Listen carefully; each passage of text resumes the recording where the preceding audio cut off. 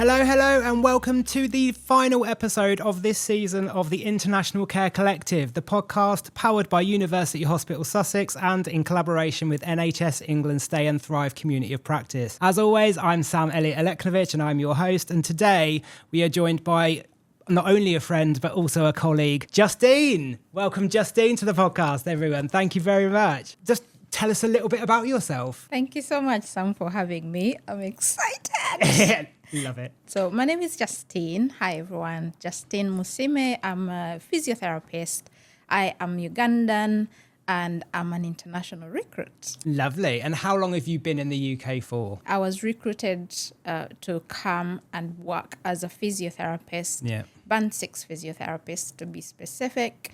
And that was in 2020. Lovely. And we're going to touch on your career journey because you have had quite an amazing career journey even since you've been here. So we do want to touch on that. Awesome. But first, as we do with all of our guests, we do ask our guests to bring something with them, something that means something really important and special to them from home. So when you're having a down day or you're having, you just want that reminder of you missing home, what is it that you go to? So what have you brought to show and share with us today?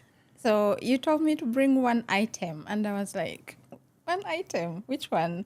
So I've just come from home. Lovely. I came back on Sunday night. Amazing. So I brought... Look at the size of that. It's a huge avocado. Guys, Ugandan avocado, nothing comes close to it.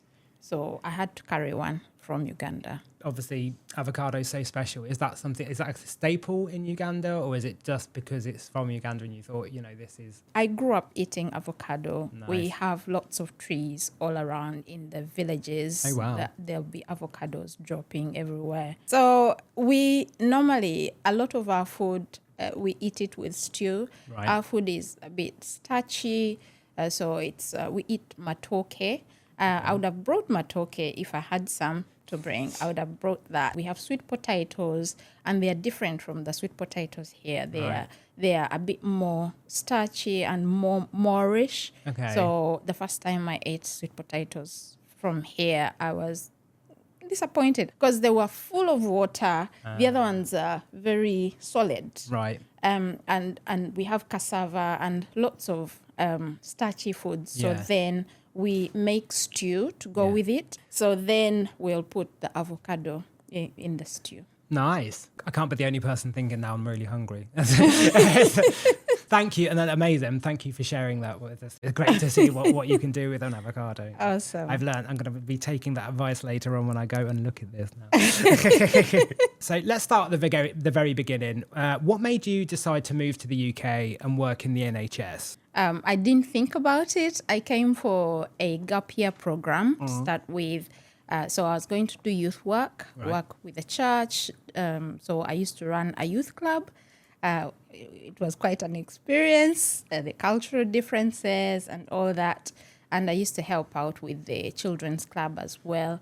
And I used to do after-school clubs in different schools within the area, as well as the assemblies. There was an infant school, so I would run the assemblies sometimes. Oh, wow. So that's what initially brought me here.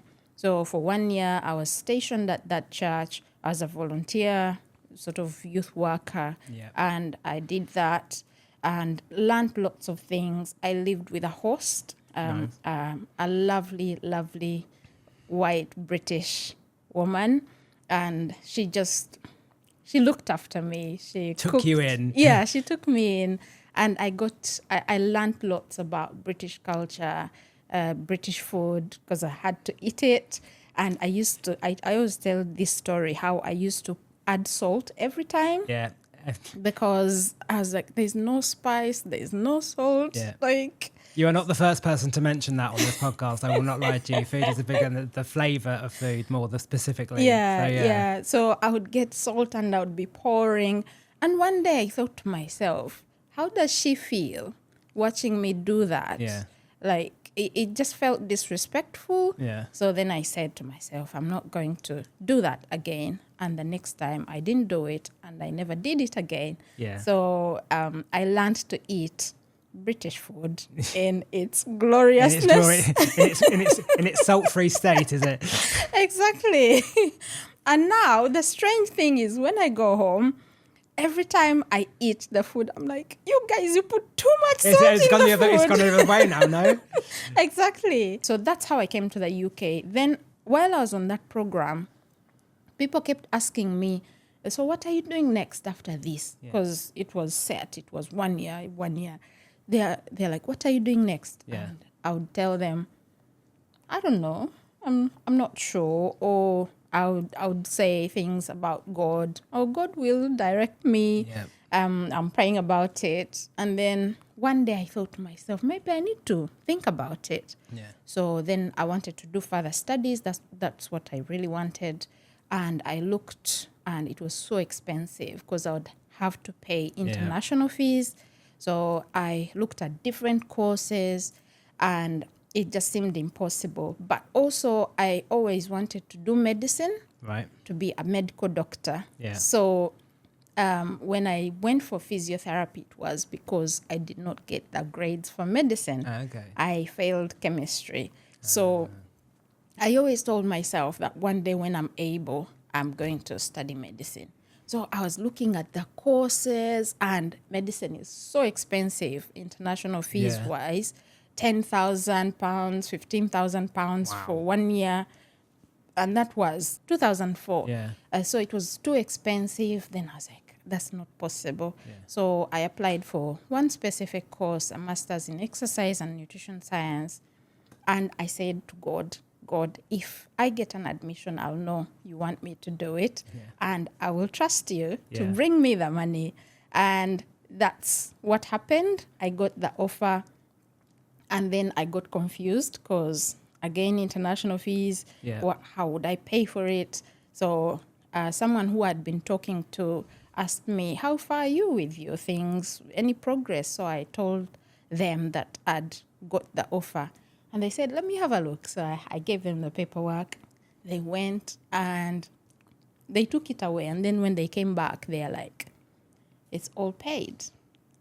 Wow. So they had paid all my international fees for my master's up front. I was in awe. Yeah. I am. I mean, that's like, I can imagine that you must have been like 12-fold what my reaction is right now. Yeah. That's amazing. Yeah, it was amazing. So they paid for me and they supported me, and I was able to go. I had to leave the country for visa purposes. Yeah.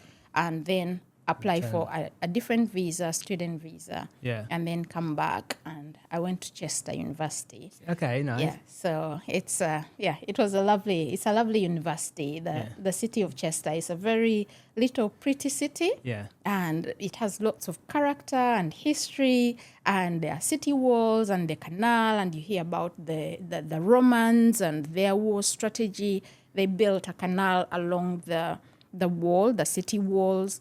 And there's a Roman amphitheater. Yeah. When you were doing the volunteer work, where was that? It was in Kent. In Kent. Yeah. You've gone from, so southeast to north. In a place called Chatham. Chatham, yeah. Or Chatham. Chatham. You've got the accent. We're loving the accent. Well done.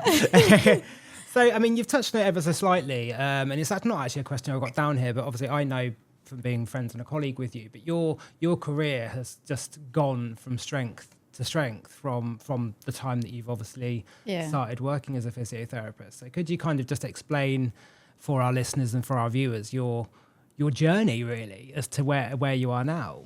How do I start? So when I joined the master's program at the University of Chester, my goal was to get my physiotherapy registration. I knew with the visa I was allowed to work 20 hours a week, and I would have loved to use those 20 hours to practice as a physiotherapist. Yeah. But then it took me some time to get the registration done. Right. The paperwork, I had to send it off because I was here, and then it got bounced back. The HCPC, they were saying, it was incomplete. And so eventually, I think it was about a year later that I got my registration through. Right. And that day I was so happy. I got the mail, I opened it, I started jumping up and down. And the elation was there. Yeah, on the sofa, I was screaming. I was so excited. So that was, it's a feeling I'll never forget. That the journey to look for jobs started. Yeah. And now that was an issue because I kept being asked, you don't have UK experience. Even though you studied in the UK, they were still asking for... So in the UK, I studied a master's in exercise and nutrition science. Okay. Yeah, so my physiotherapy training was from Uganda. Right. Yes. With you. So I didn't have to do any extra exams or placements for my physiotherapy registration. Yeah. My qualification from there was recognized here. Yeah. So my master's was like an add-on. And it was part of my crazy thinking. I was thinking when I go home, I will maybe set up a private gym. Yeah. I wanted to set up a health fitness center and then have a physiotherapy clinic within the health and fitness center. So that was where that exercise and nutrition science MSc it's all idea making sense now. was coming from. Yeah. Yeah, so I think when you first come here, you're always thinking about home, about when you go home, what you could potentially do. So that's what was going on. So then I was applying for jobs and I couldn't get through. I asked to volunteer. No one would let me volunteer. I asked for a placement, both in the local NHS trust and the private sector. It was just not possible at the time. So then I thought to myself, where else can I find a physiotherapist who might allow me to shadow them, at least shadow. Yeah. And so I thought to myself, the gym. I went to the local gym and I spoke to them. They said, you can't work here unless you have a gym instructor qualification. Yeah. So I said, you want a gym instructor qualification? I'll go get you one. Yeah. So I signed up at the local college, and it was a 6-month course part-time. And I did that. And about a year later, I met a physiotherapist who was working in a gym, and he allowed me shadow him. Lovely. And then at the end of the day, after shadowing him, I said, can I volunteer? He said, yes, of course you can volunteer. Yeah. So he used to run classes for older people, falls prevention, cardiac rehabilitation. So I started putting fuel in my car, going to his exercise classes and supporting. And about 6 months later, I was able to put that on my CV. Wow. And I got my first NHS physiotherapy job. Yeah. But it was a locum job. Yeah. I remember they paid me £13 an hour. And I was happy with that because I'd been volunteering I'd been spending in order to get the experience. So I was up in Chester and it was down in Kent, in Canterbury. Yeah. Yeah. That's a trek and a half. It was a trek. So it took me about 6 hours. I did well there and they liked me. I finished. They wanted me for 6 weeks. I finished that. They asked around if anyone else wanted me. And then one of their other services said they wanted me. And I went there for about 6 months. Yeah. And then... Again, locum kind of position? Again, locum. And then from there it became easy. So I ended up locuming in different parts of the country. So I was in Coventry, in Warwickshire. I've been to Shropshire. I've been in London. And I worked in different services but mainly older people. So falls prevention services, A&E, admission avoidance, and that gave me a well-roundedness that has been beneficial for me. Yeah. So both in the community and like in the acute setting and A&E. But then at some point things became difficult. So I applied for a visa. The visa is a big part of being in this country. And it's a process as well, isn't it? It's a long process. You know, it's not, there you go. It's a lot of... Exactly. It's a long process and there are lots of stringent bits that one has to follow. There was a private company that had given me a job and they gave me paperwork. I applied, but then the Home Office said they had not met certain requirements. Okay. And at the time there was something called the resident labor market test. Right. They had to prove that they had searched the whole of Britain, failed to find Before- someone. Yeah. Then they had searched the whole of the EU, failed to find someone, someone. and then they had landed on me. Yeah. Yeah. So then part of the way to prove that was they would have to advertise the job in specific places To evidence, I suppose. to evidence that. And they had to advertise it for, I think, about 28 days. Yeah. And then they would have to re-advertise it for another 28 days or whatever the period was. Yeah. And then after failing, then they could say they had found you. Yeah. Yeah. So then the Home Office said they had not done the right things and they declined my visa. And then I paid the price for that because it just became messy. I was trying to appeal.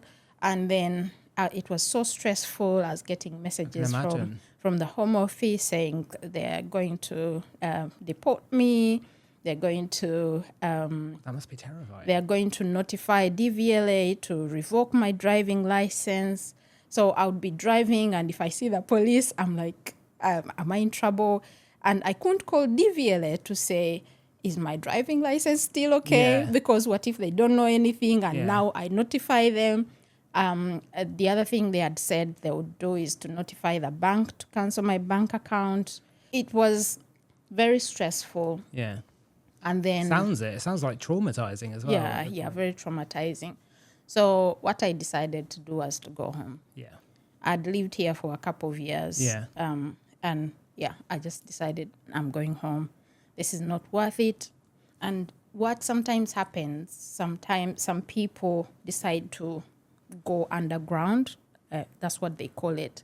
So if someone doesn't have the paperwork to allow them to stay here, they sort of hide and then they try to survive somehow. Yeah.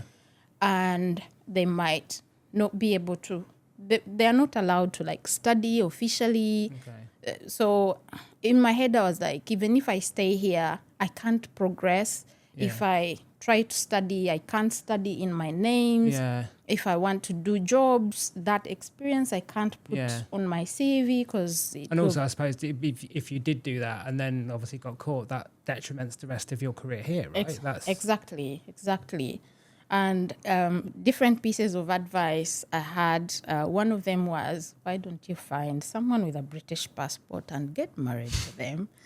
And some people said you can actually pay the person. It wouldn't be, you don't have to marry them. Yeah. You can But even still pay. a bit dodgy, right? Yeah. So I was like, you know what?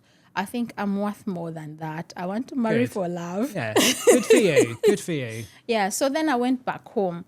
And while I was back home, we are talking about my career journey. Yeah. I had started a school, a nursery and primary school, as a founder, director, and now I had my financing model was I'm going to put in some funding and it will grow and become self-sustaining. Yeah. I never wanted to fundraise at the time. So now I was back home and I didn't have that income. So it was very difficult. So I got doing some charity work, working with a charity. We did medical camps, amazing things. Like you go somewhere, there were 5-day medical camps, and you end up seeing like 10,000 people, 15,000 people within those 5 days. Yeah, that's a lot. Imagine having 2,000 people on the site. Yeah. So we would go somewhere and there's like one building and then you have lots and lots of tents with different services. So it was like a mobile hospital with specialist services, which the people in the rural communities would never really access. So, it was very fulfilling. So I was quite involved in that. I was leading the maternity, the women's health. So maternal health, cervical cancer screening, family planning, that's reproductive health, and prevention services as well. Yeah. So in my other life, before I returned home, I had done a second master's degree. Yeah. So I have a master's in public health as well. So then it came in handy for those programs.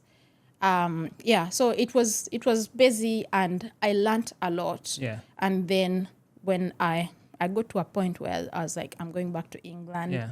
And what they had told me was, with my visa situation, they had said, if you return home yourself, you'll be banned for 1 year from applying to come back to the UK. Right. If you get deported, you'll be banned for 10 years. Yeah. So so this time when I applied, I got offers, different offers. So you apply for lots and lots, and then you see where you catch the fish. So I came to Hertfordshire. Yeah. And then, the journey started afresh. This was my first time to be a permanent employee. Yeah, because they'd all been locums before, hadn't they? I had been locuming, And I can see there's a difference between locuming and being a permanent employee, because as a locum, I was looking after myself, literally. Yeah. So the agency sends you there. You're there to do a job. There is no development, things like courses, training. Yeah. I did lots of courses because I had a bit of an imposter syndrome. Yeah, bless you. After being asked, being told you don't have UK experience several times, you start wondering. You start to believe, I suppose, don't you? Yeah. So I started wondering whether what I had was enough. So then I felt the need to do so much training. So my weekends, I would go. I remember there's a time I went to Scotland, drove there Friday night, had a course Saturday, Sunday, drove back Sunday, went to work Monday, and I was in London at the time. So it's been an amazing journey, and not without its trials and tribulations as well. And I think, every time I talk to you about this, I'm just amazed, not only the fact that you've seen more of the UK than I have, and I was born and raised here, but you've had so many, what many people would call setbacks, and probably would have stopped them progressing, and you still powered through, you still continued. I've had to power through, because what other choice did I have? Yeah. What I'm taking from this is, so much, to be honest, but I think it's you've made the right decisions on every single level, even when there was, and I'm going to say shortcuts or ways around it, however, like you say, like we said earlier, however dodgy they seemed, you were like, you took the high road and you were like, no, I'm going to do this, I'm going to do it right. And it's boded you well on every step of your journey, and look at where you are now. Absolutely. You're helping people at the highest possible level that you possibly could. Yeah. It has been trials and tribulations along the journey. Lots of them. You've taken them and you haven't let them stop you, which is key. And I think if anyone can take anything from that, it's that there will be trials, there will be tribulations, but don't let them stop you from your end goal. Exactly, the end goal. Yeah. And the other thing is, when you have that end goal, it's you to make the moves to get you towards it. That. No one is going to throw things in your lap. Yeah. We all wish it could happen that way.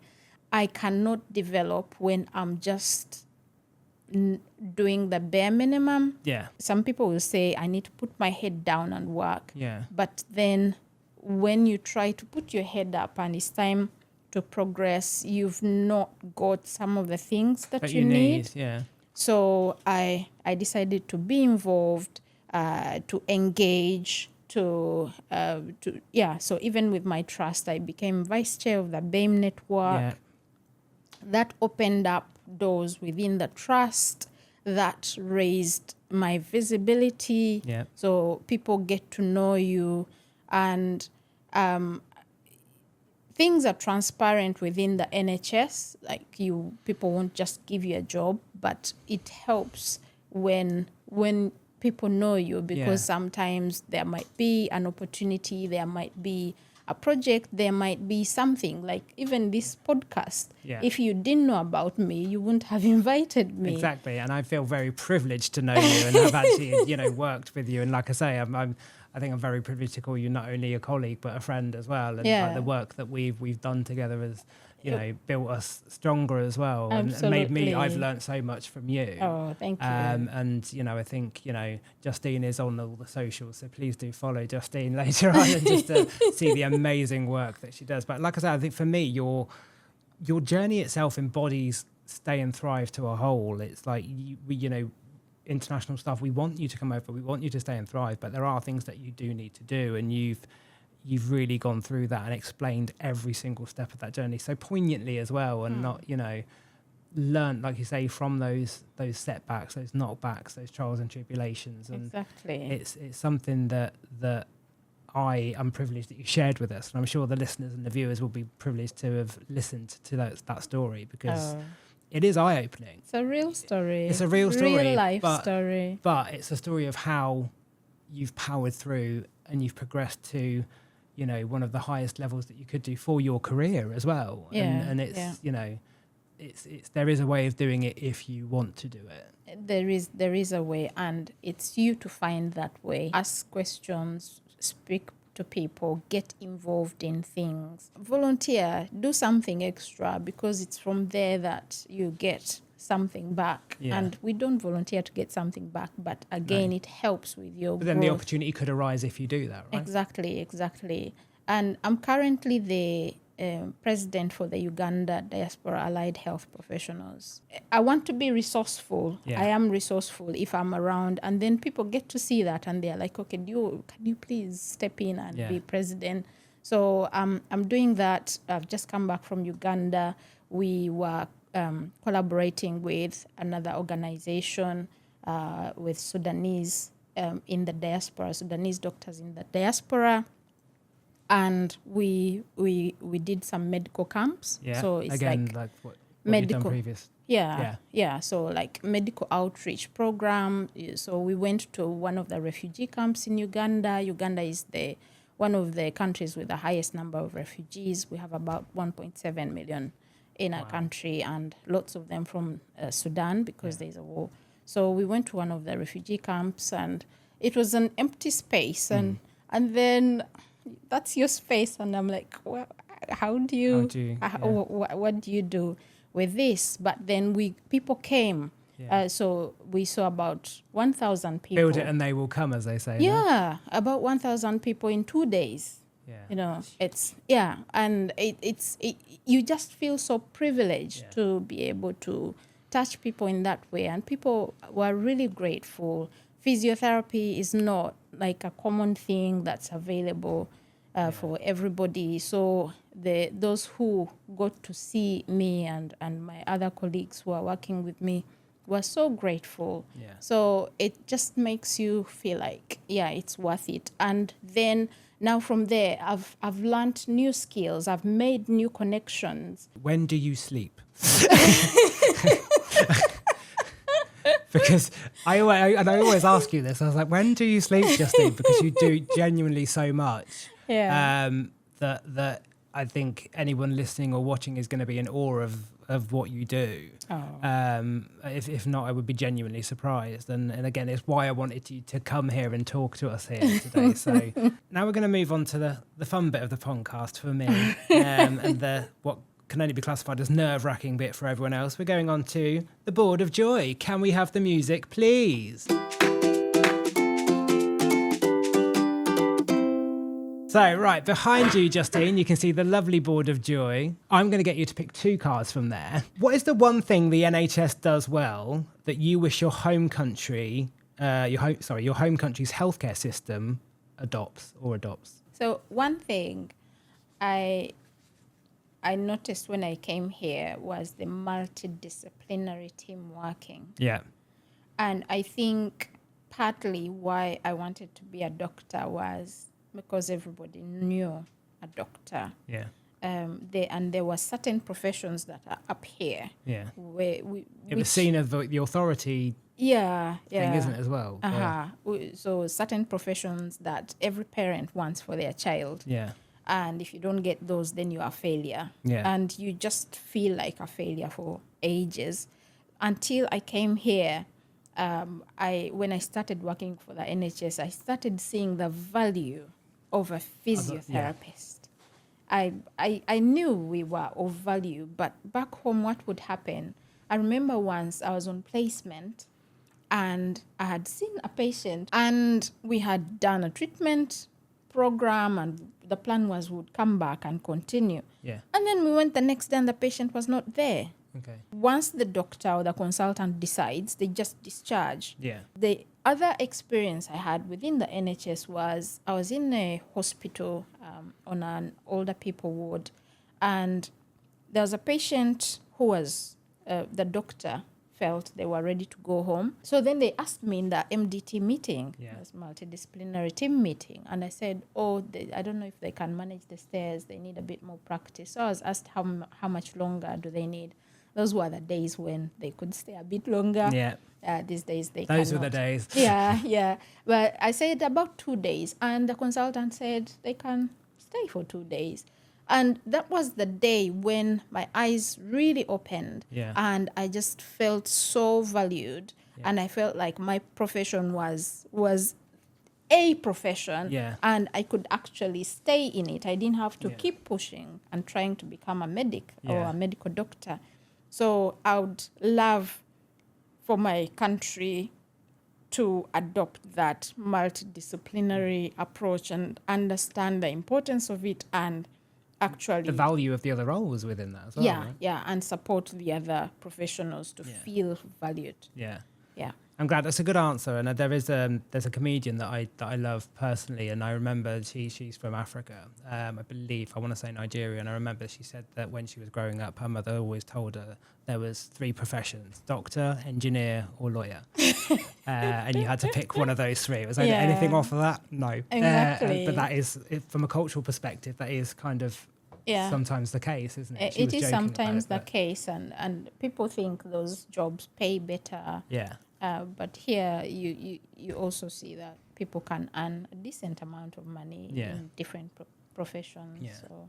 But it's also like you say, having those respect for those professions as well. You know, it's not always necessarily about the money. It's about what these people can bring to the table. To the table, yeah. Exactly. And sharing as a team. Yeah. I'm looking at your next question, and this is one of the ones you have answered quite well when you're with your journey story. But we'll just kind of very shortly answer this one. How has working in the NHS impacted your personal and professional growth? I've found being in the NHS an open opportunity. Yeah. It's like you're in an open space. Yeah. And there's room to expand and you can take different directions. Yeah. So within the NHS, even me as a physiotherapist, there is lots of scope for career growth and expansion. So I can decide to stay clinical or go into research or go into education. Yeah. I've done some guest lecturing at about 3 UK universities. Wow. So you can divert and go into different things. Yeah. But you're remaining a physiotherapist, but you're able to do all that. And then even in older people, you can end up, again, being in the community or being in the acute setting or ending up working on the ortho geriatric ward. Yeah. So there is so much scope for growth and learning new things. Yeah. I think, and I've tried to try different things, just so almost experimented on, isn't it? Yeah, just so I can know how it works. And I've had people tell me that I'm a fountain of knowledge. So if you want to know anything, ask Justine. So I'm not scared of trying. I think it's good to try, and if it doesn't work, then it doesn't work. I remember something my mother used to say to me. She says, it's always better to have tried and failed than not to have tried at all. Exactly. Because you still learn from those failures, all those unsuccessful attempts. Absolutely. But also the NHS has this status. Yeah. So it's that respect, that feeling valued. I love the way that you've put that as well, because I think I always say to, because I do obviously education as well, and when I'm teaching, I always say my prime example is if you'd have asked me that I would be in this position I'm in now when I qualified, I probably would have laughed at you. But it's just the way, then the direction of which, and this is true for whatever profession, and also wherever you're from, is that can take you in any direction. And that's why I love the NHS as a whole, because you can just do so much. And there's so much support. Yeah. If you know how to find it. Yeah. So for me, what has helped me has been deciding. If I decide I'm going for that, then I try and work out the how. Yeah. Rather than saying, oh, I can't do that because of this and this. Yeah. So sometimes it could be your shift pattern that is an obstacle. Yeah. So one of the things I did once was to have some flexibility around my work. Yeah. And then I could ask, could I have this day off, or could I swap my day off? Yeah. You have to decide what you want and work out how you're going to make it happen. Yeah.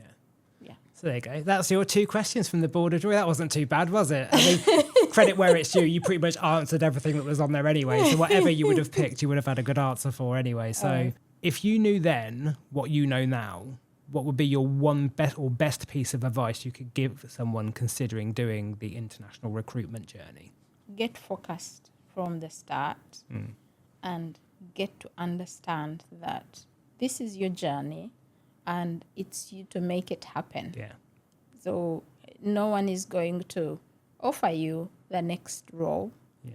No one is going to offer you the course. Okay, sometimes they'll offer you if you're struggling, but how about you plan for yourself at the start? Really good advice. It's your journey to make your journey. It's your journey. Take ownership of it. I know the environment sometimes plays up, and there are different things that people experience, racism and discrimination and all. Yeah. But those things, I think it's important not to magnify them.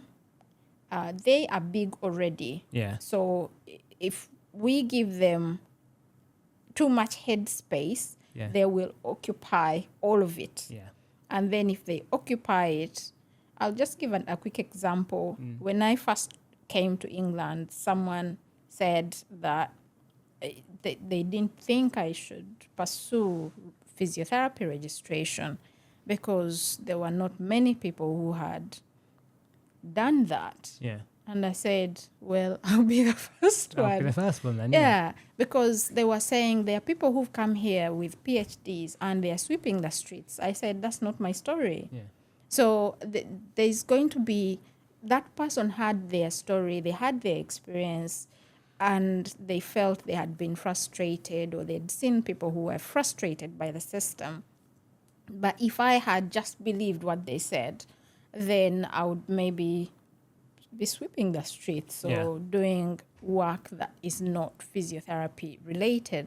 Yeah. So I think you have to know what you want and then have a go despite the negative things and experiences of other people.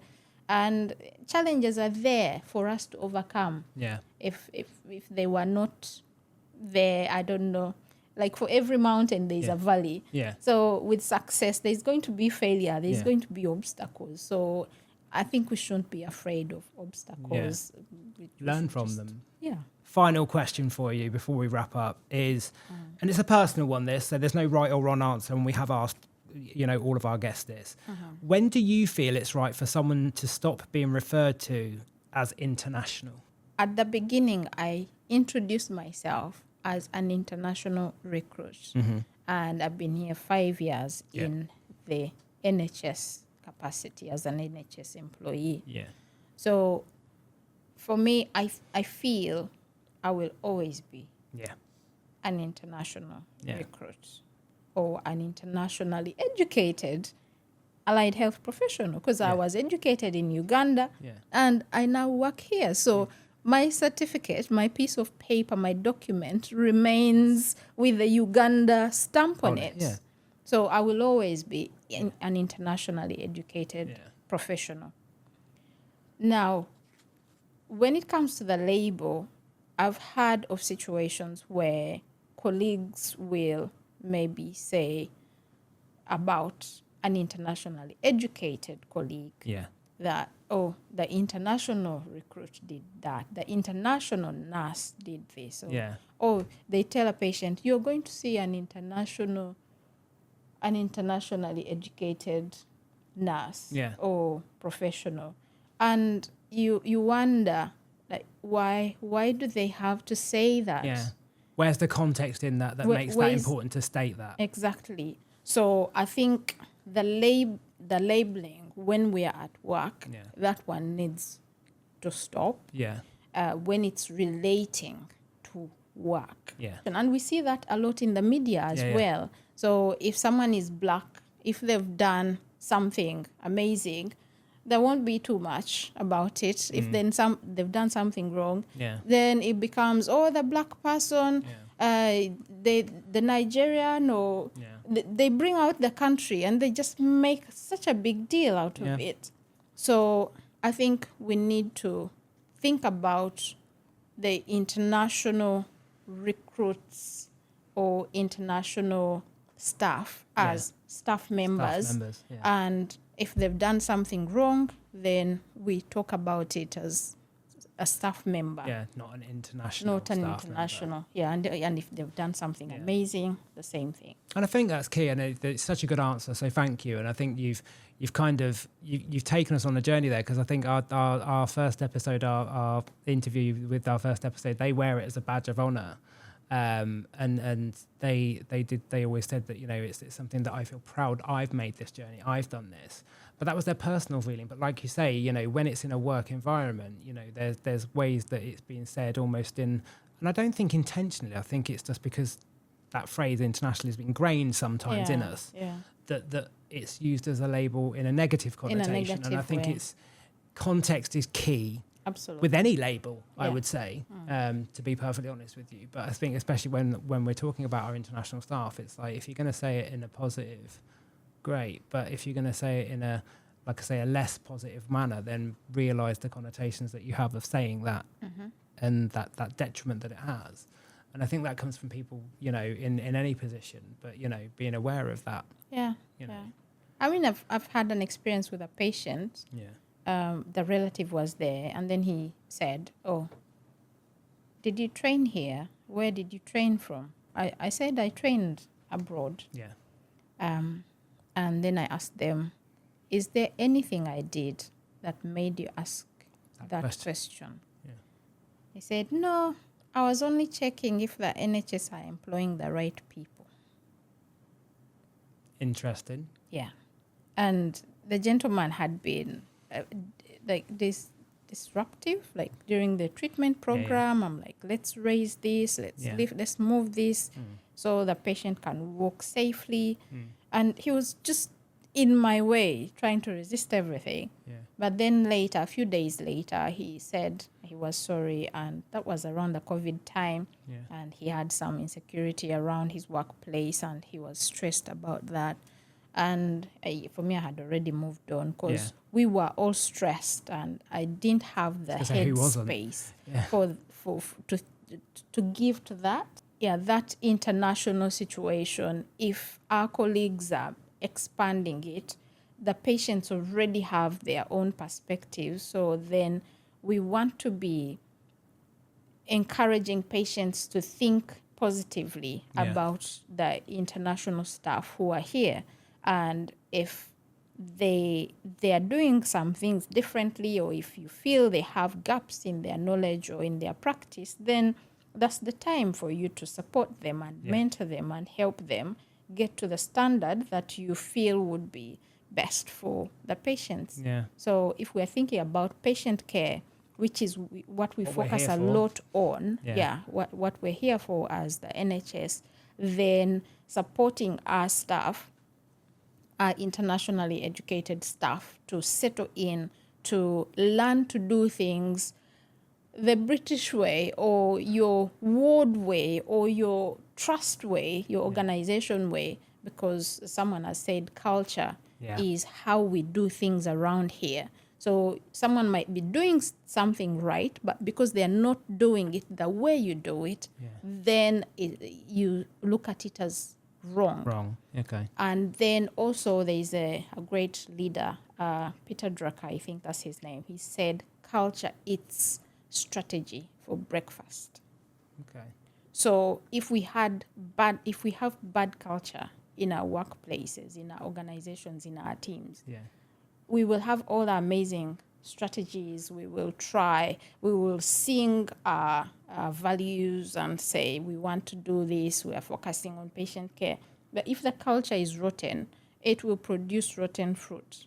What a prominent point to end on. You've hit the nail on the head, really. And, you know, I think both myself and everyone here at what we call Collective Towers is amazed, in awe, and genuinely can't thank you enough for being here with us today. So, you know, thank you, Justine, everyone. I mean, what more can I say? It's just an amazing... It's been such a pleasure. Likewise, and a joy. Genuinely cannot say thank you enough. If you enjoyed today's episode, please do give us a follow, do give us a like, subscribe to wherever you get your podcasts.